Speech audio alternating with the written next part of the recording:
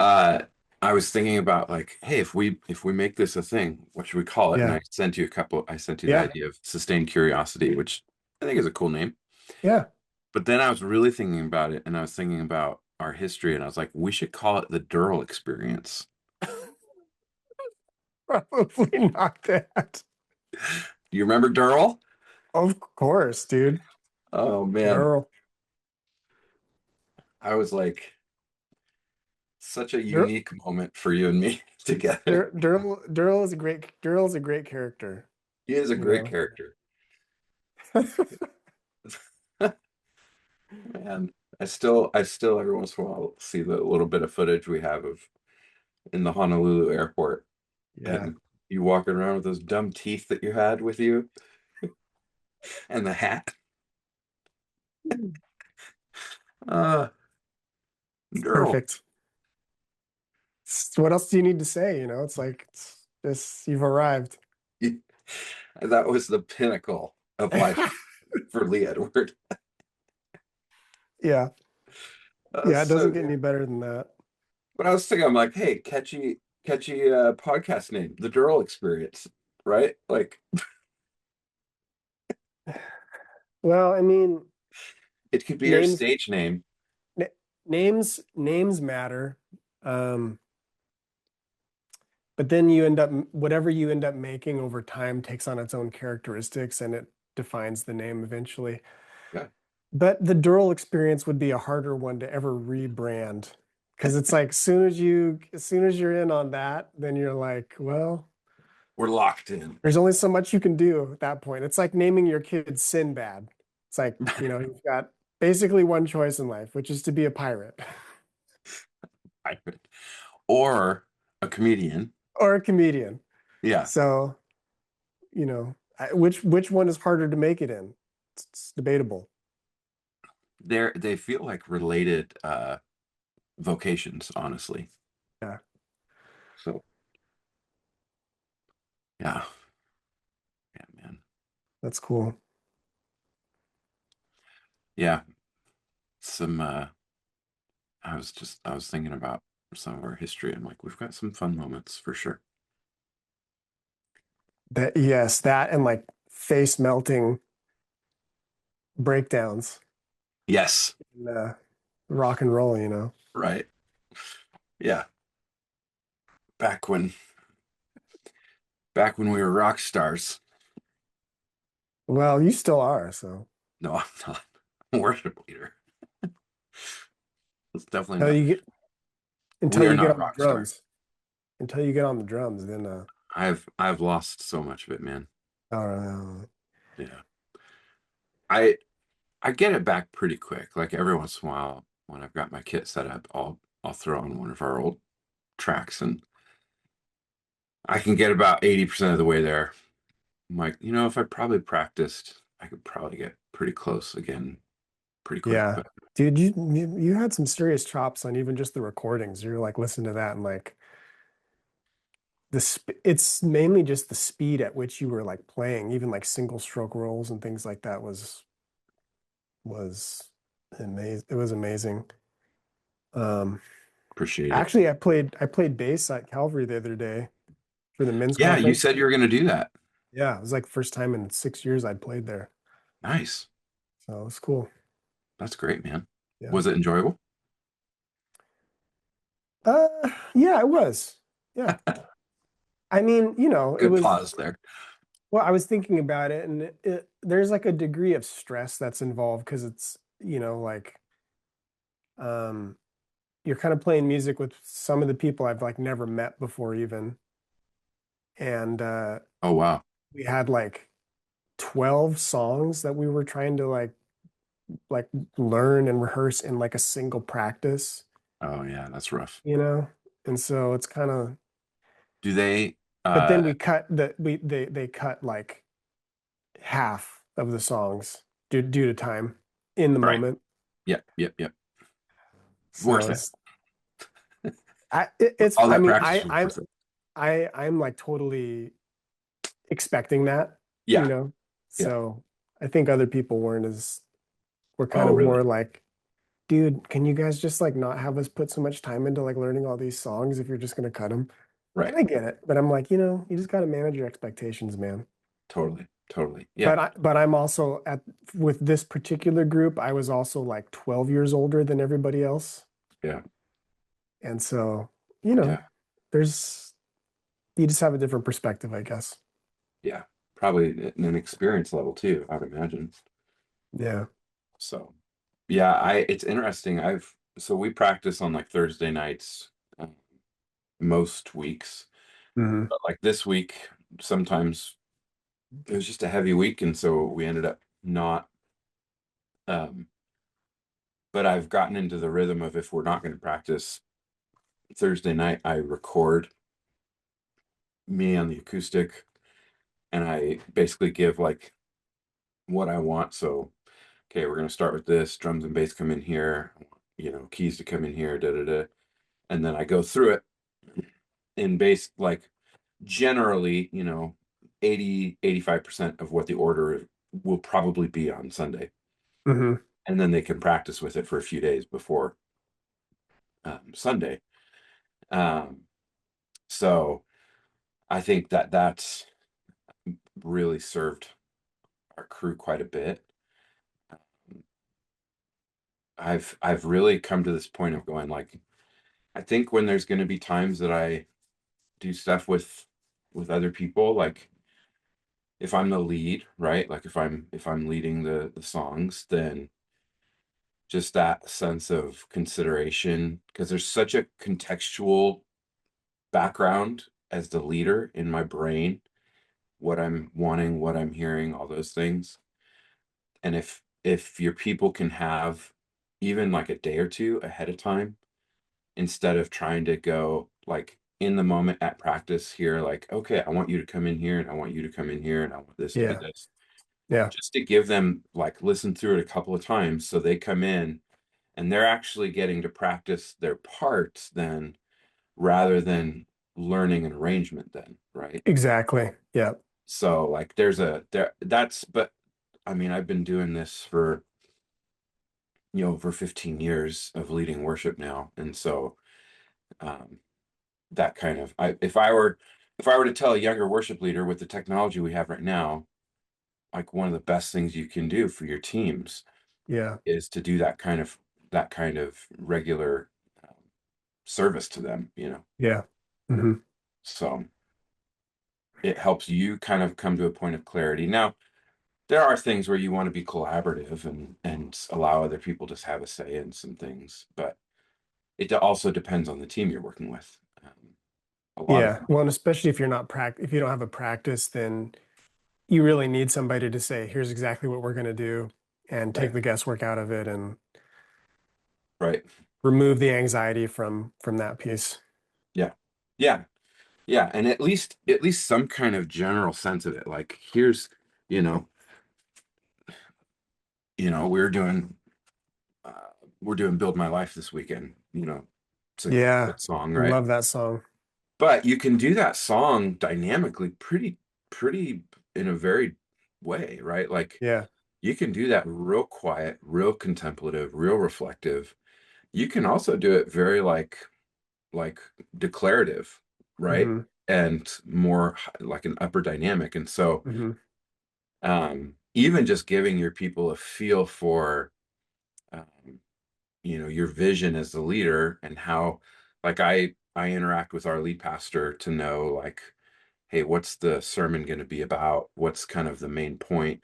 Because the goal for me as a worship pastor, the goal is like the proclamation of the word is not just the sermon. It's actually the singing time as well. I mean, Hmm. historically, the people of God have used song as a means of proclamation of the word Hmm. uh, for I mean, we didn't have the scriptures in print until, the late 1500s, right? And so people would go and they would hear the proclamation and then Yeah. they would remind each other and remember through song often. That was a huge thing. I mean, and also for the Old Testament people, right? Song was Hmm. huge to remember all the things that God has done, the coming out of the Red Sea and Miriam sings a song, right? Um, Mary encounters the angel, sings a song. David, obviously, all of his songs, right? So there's this piece where too often in church worship has become kind of like the entertainment portion, slash like I want to feel like some kind of emotion, right? Hmm. Rather than like the New Testament call that everyone brings a song, a hymn, a spiritual song, and there's kind of this Yeah. cooperative. So Hmm. the pastor brings the proclamation through the sermon, but then we all in agreement and in our own way of being cooperatively bringing the proclamation to each other and back to the Lord. Yeah. So Yeah. all of that needs to go into it, in my opinion, just Totally. in Well, what I've learned so far. even that passage you reference, he says like singing and making melody like in your heart. Yeah, And yeah, so it's like, well, that's in a lot of ways, it's like that's really what we want to create an environment where that happens, but then you can give an expression to it, right, externalize it, right, and that it seems like it has this not cyclical is not the right word, but like one feeds on the other. Like yeah, the outward expression helps also create a momentum in an environment where others can have that authentic song of the heart, right, more easily. Um, right. And I love that you're bringing up the internal and the external, right? Because it's both. And in some ways, it almost feels like times of music and singing and that kind of worship is almost sacramental in that way, where mhm. we're going, okay, just like baptism in and of itself is not some kind of saving Right. work. It's an outward expression of an internal, Hmm. commitment and belief, right? And so worship then becomes, as far as musical worship goes, it becomes an outward expression of an internal. And when it's Exactly. unhealthy, it's either only external expression without much going on internally. And when it's kind of dead and not really like the people of God really taking steps to really act upon and to really move forward in passion is when Hmm. it seems to only be internal. Hmm. Um, I've just noticed that. And so like for somebody like, hey, baptism, you should be baptized. Yeah, well, I've made that commitment in my heart. And that, it's like it's just kind of weird to, go into water and all that stuff. And it's like I get that it's funky and weird and whatever, but also at the same time, like, I mean, when I fell in love with my wife, I proposed to her at a Swiss yodeling festival and Schwingfest, right, where they do Swiss wrestling, and it's like Wingfest. they call it schwinging. That they're in a uh, like a ring with sawdust, and they've got these like burlap shorts over their farm clothes, and they're like swinging each other around. And I'm sitting there talking to her father, her Swiss dad, about like, hey, I want to marry your daughter. You cool with that? Like He's all like, this yeah, stuff, after you get in the ring with me right? and we swing. And but it's like it's that kind of thing where like that's not like super comfortable for me because that's not my background. But because I love my wife, Right. it becomes my background. It becomes something that is normal to me. It becomes something that is I'm willing to be part of and participate in. And that's what you do when you love someone, is that you're willing to, even if it's awkward, even if it's, like Now you swing with the best of them. I'm at least willing to be around there. I love the yodeling and I love, especially the chocolate. But the point is that like this is their background, and so I'm willing to then engage in that. And I think at times in worship, we what does it look like to have that internal expression, that internal commitment, that internal love and confession go external Yeah. sacramentally and move towards that in in our gatherings together. Yeah. So Now then, man, when you can get a group of people that have that authentic love and song of the heart Yeah. to, sing outwardly, externalize that together. Maybe that's really when those like I don't know, there's not like a formula for it, and I don't think there Right. should be, Right. but Agreed. it's like it just seems like that's when you begin to experience the reality of like in the Psalms when I don't remember the exact reference, but like that said that like God is enthroned on the praises of Israel, Yeah. kind Yeah. of like a corporate thing. There's Yeah. something about environments just like turning and like Yeah. a heaven opens, um, there's something characteristically different about that. Yeah. There is. There is. There's a sweetness to it. Hmm. Uh,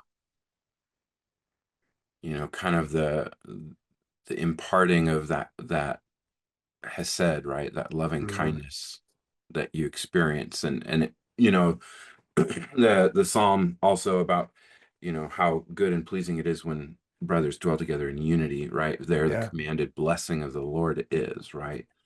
Yeah. And so I think there's times where it's sad to me where the gathering becomes ritualistic, just kind of a scheduled thing. Hmm. And there's not the internal seeking, or there's self, kind of like, well, I don't want to look weird, or I don't want to, and so then there's not the external expression. And I think we miss out on the blessing of God uh, Yeah. in that, like, Right. um, which is so sad. Like, as a worship pastor, it's sad to me when there's times that we've gathered to do that, and I think it's still glorifying to the Lord in a lot of aspects. But I think there's moments that it's like, man, I think we could have really opened our hearts and gone for it Hmm. and experienced a deeper sense of God's blessing and goodness. Yeah. So yeah. For you, Matt, I mean, you mentioned that 15 years you've been doing this, and it's not like exclusively what you do.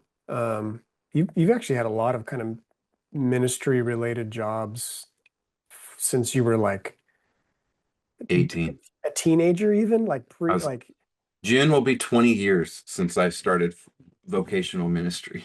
and even before that, I mean, you were still like, maybe it wasn't vocational, but you were still leading things and involved. And do you Volunteer. do you do you consider this to be an identity or like an expression of your identity? Hmm. I think growing up in a family where we did a lot of ministry stuff, it's easy for kind of the ministry to become the family identity. And I don't know if it's pretty tough for people to break away from familial identity. It's not that it's impossible in any way, um, but it's so ingrained, right? I mean, it's deeply wired in, right? And so, Yeah. um, it's interesting, like part of my story, like obviously we played music, when that was my later teenage years. And, I thought we were going to be rock stars, right? And we made sure to dress like it. We were. We were, except that first practice you came in with penny loafers, but we'll leave that one alone. They're So still rock star though. yeah, they were rock star loafers. Yes. Oh man. So there was a big shift for me when the Lord really got a hold of my heart um, in a couple of those years, and through the encouragement of a family member going into ministry stuff. But it was also in a lot of ways very natural. Kind of the shepherding dynamic was very natural, like to want to care for people, to lead people, to teach, uh, Hmm. to be with people, really like to just be with them in their lives. And so, um, that went into being a youth pastor for 11 years. And then, about 9 of those years, I was also doing the worship leading. And so, um, both of them, though, were expressions of shepherding in a lot of ways. Like, worship leading was never performance based. Uh-huh. My heart is always the radar in my heart is always like trying to tune in to what the Holy Spirit is doing, but also what's going on in the room, because the Hmm. desire in my heart is that for people to be brought to the Lord. And so, but it's really interesting because identity wise, like that didn't really consolidate till I was about 30. Because I was really kind of in a place of confusion and trying to figure some things out. And through a process of like spiritual discernment, working with spiritual directors, Tom and Terry White, Hmm. um, and then getting connected with Dr. David Manock, that was really like when there was a sense of real identity consolidation for me. Um, Interesting. yeah. So, Is it that you would identify like with like a word like shepherd? Is that how you would describe it? I heard you mention that a couple times.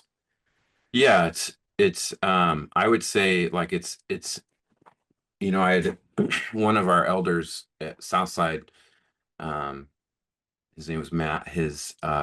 He came up to me, he said, Matt, you just read people. And he didn't mean it in like a negative way, like in a manipulative way, but more in like a way of like, whether it's in a smaller setting with a couple of people or with a group Hmm. or like leading worship, there's just this like radar, this relational radar on, right? And so, I, I Like kind of, when he said that to you, did it like yeah, immediately like give words to something you had always known was yeah, there? yeah, It's cool. absolutely. And so, and then as I went into pastoral counseling, uh, I started when I was about 31, doing that. Uh, there was really kind of this like clarity of mind that like giftings God has given me, plus how I was nurtured growing up, plus passions, right? Like desires in my heart, right? Hmm. Um, all of those kind of coming together in two or three main kind of arenas, one being in a room with people doing kind of this shepherding of like being with them, and shepherding, I think people really get a poor idea of what shepherding is, because there's a Mm. lot of there's a lot of time that the shepherd is not moving the sheep somewhere like, here, you need to go here. There's a lot of Hmm. time they're just sitting with their sheep, right? Hmm. And so like, yes, do I want to see movement in people, but I know that that only comes after we've sat together for a while, right? And really learned the kind of the nuances of each sheep, right? Right. Then there's also moments where as a group there's this like, hey, we're going to go over here, we're going to go drink from this oasis, and it's going to be refreshing. And so I'm leading everyone towards that, right? uh, Right. and so in those kind of two realms, and then some in like starting to do some teaching as well, there's kind of a but I actually think the teaching is potentially more along the lines of kind of a little bit more like almost prophetic or innovation type Mm. stuff. But as far as the shepherding goes, yeah, like the sitting with people and then to leading them to, hey, here's where Hmm. we're going to have green grass, here's where we're going to have water, here's out of danger, right? Yeah. So yeah, that is a big aspect of identity for me. So One thing that I want to keep this conversation going. Like one thing I heard from Jamie Winship that I'd say resonated with me, but also kind of made me just like go, I wonder what this would be for me or for like, friends that I know, where he was basically saying like when you like knowing your identity is like pretty important. yeah,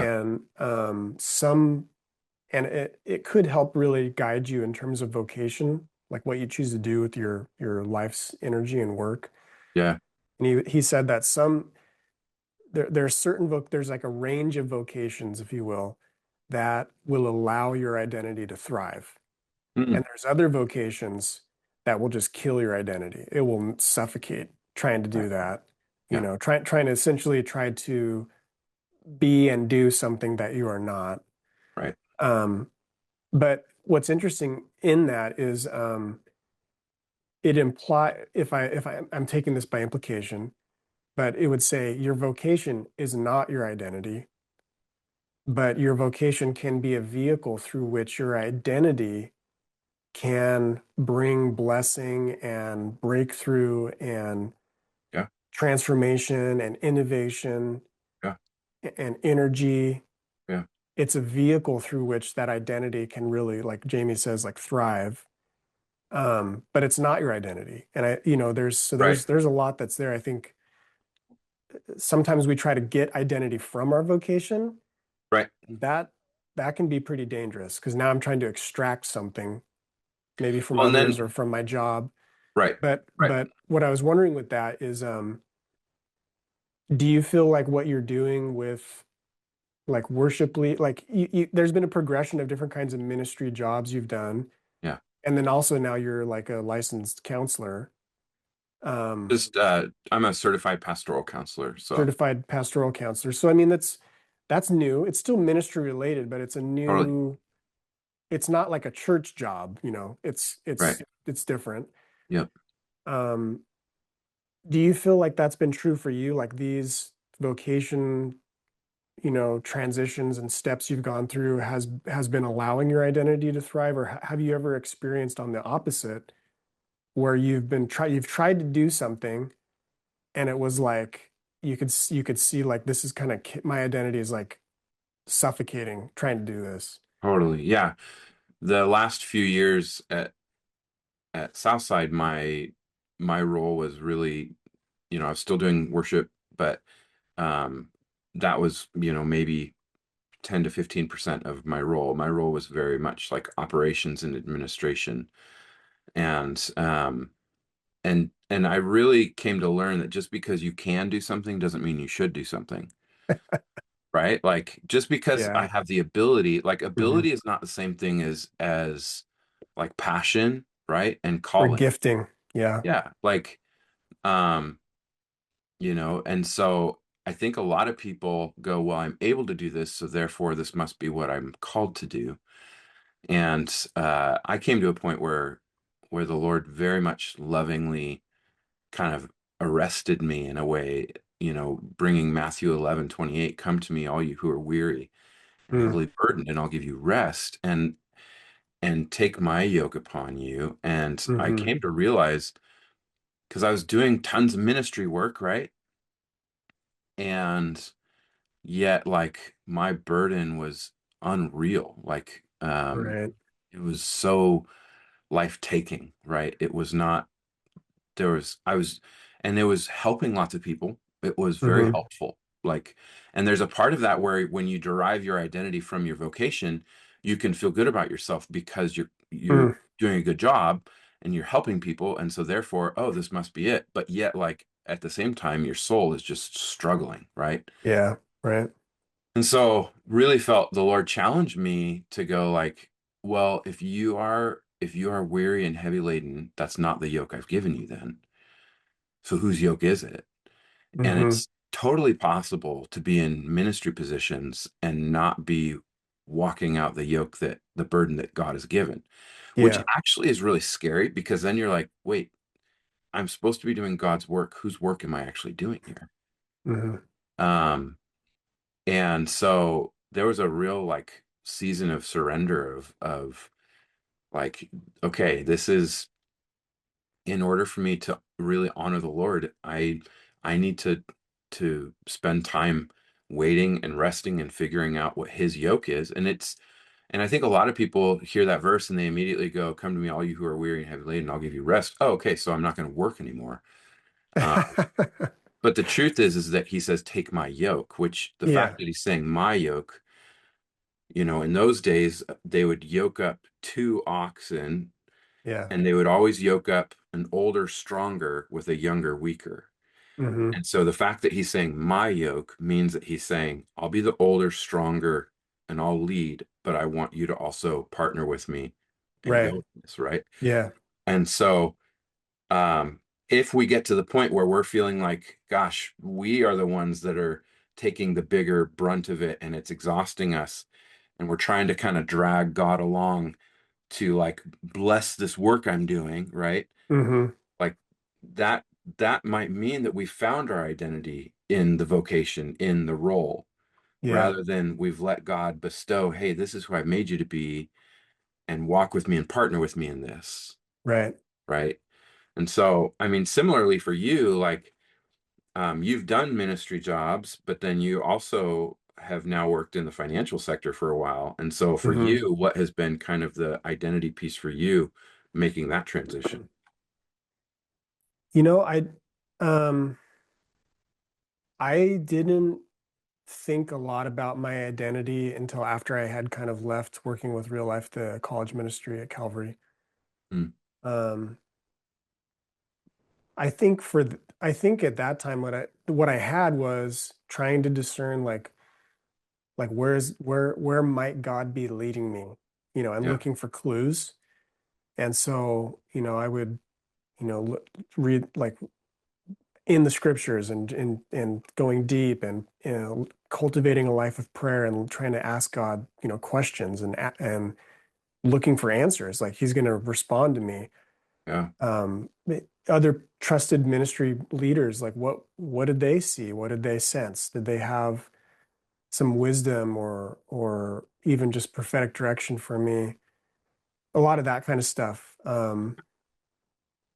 It was probably what led me to say yes to that. I mean, obviously Ian invited me when he became the college pastor. yeah, So there was an opportunity that was opened up that I didn't create. Um, and then trying to just reevaluate, like, what should I keep doing this? Like, how long am I going to do this? Because I was, engineering student and graduated, and um, but I didn't, I don't remember hearing much about identity at that time. Um, I mean, I feel like the identity conversation really got heated up, especially during the around the time of the pandemic. oh, really? there Yeah. was there was a lot more that started happening. I mean, even like Jamie Winship, for example, they they came to Calvary to do a conference called Jesus in the Quran. Mm, That was like 2011, 2012, somewhere in there.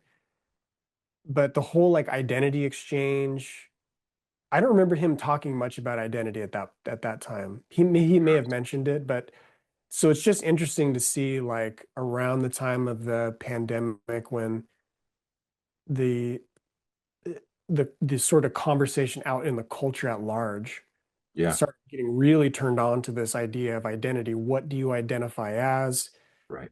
It's a little different than I think the conversation that we're having. I mean, it's the same word, Totally. but in the conversation happening in the culture at large, it was really mixed a lot with especially like sexual orientation, Right. and that, defining your identity by your attraction or by your sexual behaviors or practices. And then now, especially like the whole term like gender identity, like that's another component. Right. Um, but those are all kind of more recent. I'm not going to say they didn't start recently, but they became much more popular in the last, 5 to 10 years. Um, but Yeah. it It also seems like, caused, oh, go I ahead. was just going to say, it also caused, that's one of the things that started causing me to question more deeply for Yeah. myself, like what even is identity? Like, people are using this word a lot. Is Yeah. it just a cool buzzword? Is it the, Right. pop psychology kind of a thing? Or is there something more fundamental to it? It's not something you can go and consult the Bible and kind of figure out, like, oh, this is my identity, or identity is this, really even referenced in the Bible. I mean, it is when you have that lens and you can kind of think about these different characters in the story. Like, for example, like, who's the first person that names God, Mm, you know? hmm. Well, names are very much related to identity, especially at that Totally. time, you know, Right. of ancient Hebrews and Hagar was Right. she The God who sees me. the God who sees me, right? Yeah, Right. very early in Genesis. And then you see, people giving names and God giving people names, and even Jesus giving, Peter a new name. Like you Right. were, Simon, little pebble, and now you're going to be Peter, which means rock. Right. Okay, well, that actually is kind of an identity statement, right? I mean, there's something about Oh, that totally. that's if not giving somebody an identity, it is kind of parting the clouds, so to speak, and letting them have clarity on who they Right. really are. Um, and so I would say that I definitely don't identify with my job as like a marketing person working for a bank. Sure. Um, and the best that I've been able to kind of describe my identity so far is a thought leader with a shepherd's heart. Mm.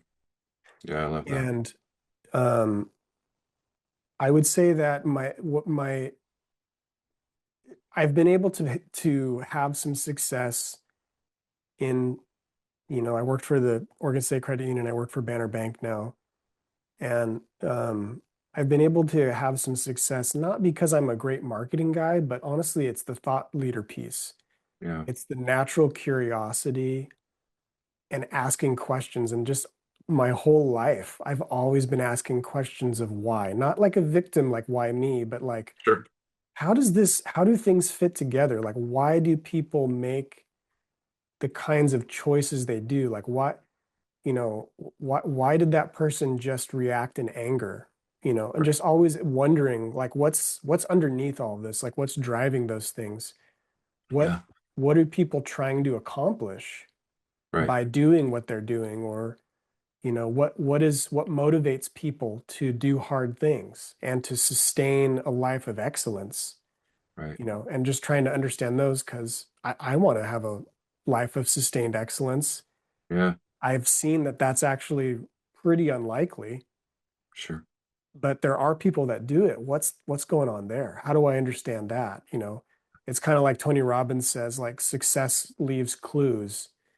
Mm. And I'm looking at those clues like a detective, so to speak, and trying to figure out how things are connected. And it's just I love that kind of stuff. It energizes me. Um, and especially with people's relationships. Um, so, it's interesting that I've kind of found my way into a job, which is not my education, nor did my ministry or music really prepare me to do this.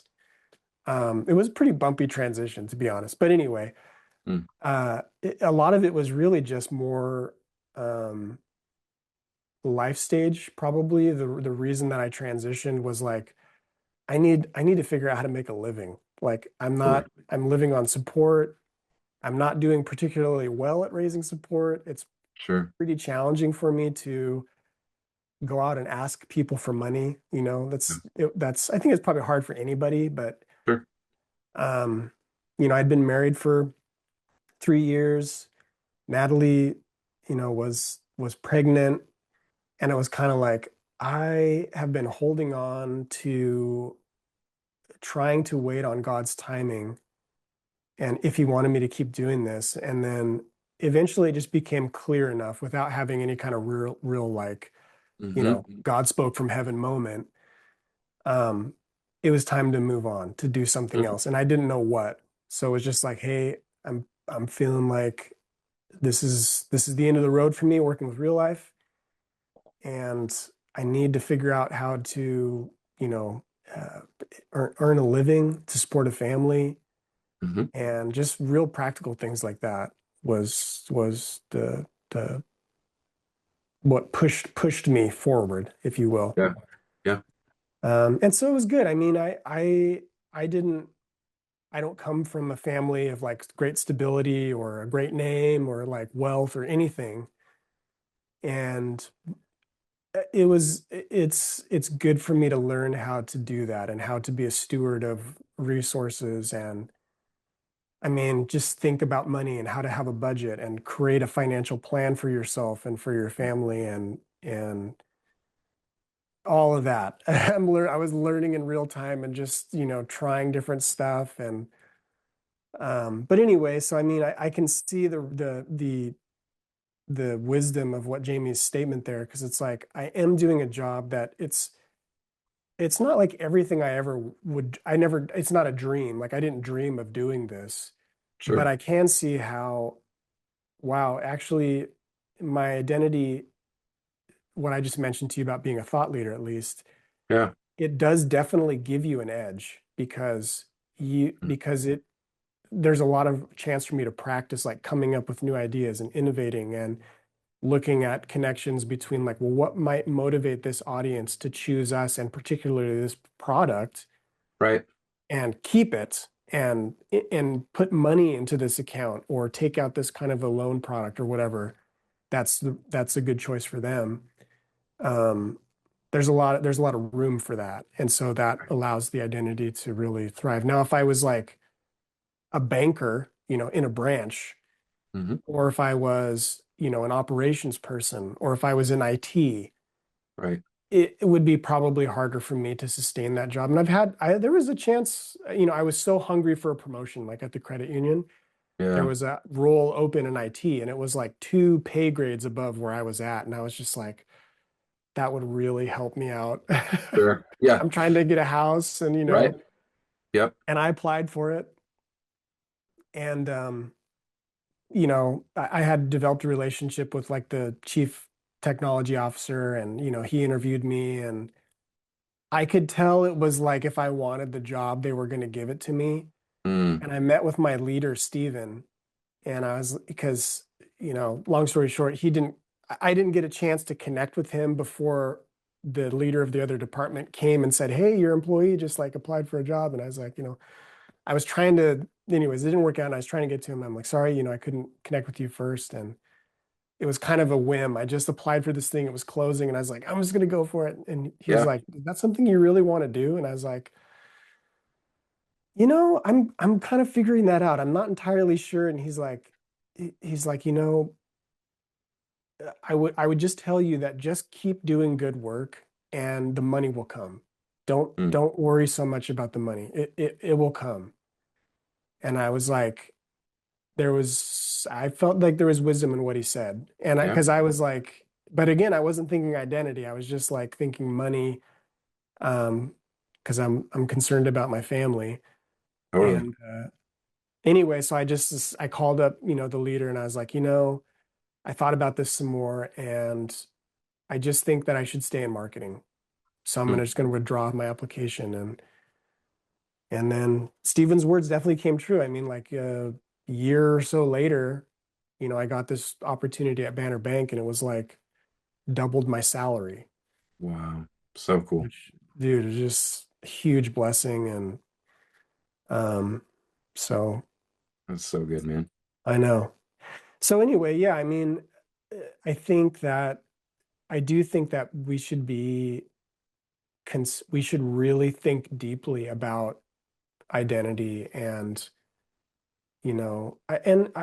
sometimes I hesitate because most of the world is not in a position of luxury to even be asking this question. They're just like surviving. And yet, Um, I actually think a lot of the world has a clear sense of their identity in a lot of those situations. oh, how so? Well, and this might be a topic for another conversation, but um, it was interesting. I was talking to my friend Kurt, who spent 2.5 years. He just got back in last summer from Papua New Guinea. Okay. He took his family, wife, and 3 girls over there for 2.5 years. And he said something really interesting recently. He said, "Man, we have too much time to think." And it's interesting. Like I I like quasi agreed. I'm like I could see that, but like I've chewed on that. Like Yeah. because and he said, most people in the world, there's large swaths of populations that are, spending most of their day thinking about gathering food and putting, all the different necessary steps they're going to take to be able to make the food and to be able to get what they need for the next day. And, and they're not thinking a week out, a month out, a year out, 3 years out. They're not thinking of, do I do this vacation or do I do that vacation? Or do I go with the Yeah. hot tub versus the vacation, right? Yeah. And so you've got all these different things that people are options for like who we're going to be and what we're going to do almost at times cause us, well, I don't want to become the wrong person. I don't want Hmm. to get involved in the wrong thing. And so then we actually end up, kind of almost stepping back. And I think if you were to ask a Papua New Guinean villager, like, what's your identity? Who are you? And they go, I'm part of this family. I'm a villager. My job is to make these things for the village. Like there's a very clear sense of like, this is my role. This is who I am. Yeah. Um, and it's not a complicated question for them. Um, and I actually think that in a lot of ways, there's reasons why, uh, while there's hardship in a lot of those situations, I wonder if the mental things like anxiety and Hmm. feeling lost and depressed and not knowing who you are and those types of things Hmm. that we experience in at least in like Western cultures a lot in more developed countries, uh, they they're not wrestling with some of those things Hmm. because it's pretty clear to them. This is my job. This is my portion to contribute to the community, to my Yeah. family. Um, and so uh, it is a luxury for us, but I actually also think it's an added burden in a Can way. be. It Yeah. that can be something, at least a lot of the people I work with who are experiencing really kind of low moments of worthlessness or hopelessness or things like that. They're not having to really process like, how am I going to go get food for my family tomorrow? Um, Right. they're processing, you know, uh, a lot of sadness around like, Yeah. well, I just don't know what to do with my life Does and my those life types of have any things. meaning? Right, Yeah. right. Am I contributing in some kind of meaningful way? Well, I think this is a really interesting point you bring up. It's something that I was wondering about in the whole identity conversation. Like, okay, cool. So you're a thought leader. Great. Does that, what does that do for you? Because you could easily just know, you could go down real deep and like, oh, this is my identity. I'm this, that, and the other thing, but still not necessarily like your Papua New Guinea example harmonize in some kind of a larger family, community, having a role that's contributing. Um, there's not necessarily a one-to-one relationship between the two. And sometimes I was just wondering, like, are we are we manufacturing some concept called identity Yeah, that we hope if we can just kind of crack this open or crack the code on this, it's going to give us relief from right. the anxiety and depression and fear and sense of hopelessness or lack of meaning or purpose. Um, I think it definitely can, but there's also not really a guarantee that it will. In the Yeah, simplicity of the Papua New Guinea example, I don't know what that is. Is it an identity? Is it a role? Are they the same thing? I mean, clearly you have a role that you're playing in a community, and you also have you have belonging because it's like I'm part of this family, part of this tribe, you right, know, and this is what I do. This is how I fit. So right. there's definitely, to me, it seems like there's a recipe there for a sense of inner alignment and harmony. Yeah, If you can accept that, like I am I'm the fruit store owner or whatever, right. and I'm part of this family and this tribe, and this is what I do. And it's great. I love it. There's an acceptance and alignment that's there.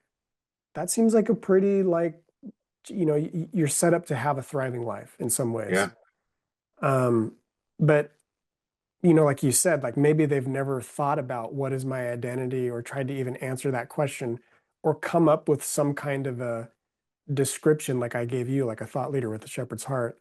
right. Um, but that's not happened, you know, Right. but so I'm curious, like, what do you think of it? Is that role that they're playing and the family belonging that they have, is that their identity?